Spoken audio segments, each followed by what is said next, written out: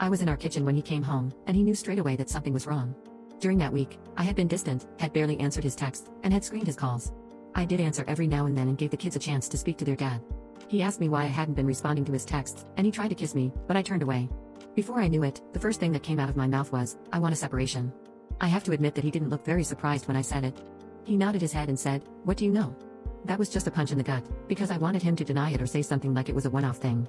I asked him to tell me everything, like when it started, and he said they began about 10 years ago. At first, it was flirtatious messaging and a sneaky kiss in the office when they briefly worked together, and the affair was on and off. She apparently always felt guilty, and her way out of that was to marry the next man who was interested in her and proposed. He admitted that they had sex on her wedding day and that when he is out of town, they meet. At this point, I couldn't breathe, and I was sobbing. I hated that the next words out of my mouth were, "Did you even ever love me?" He hesitated and said, "Yes, of course, but I was never in love with you the way I was with her." I cleared my throat and told him that he should tell her husband. There is no point hiding it anymore.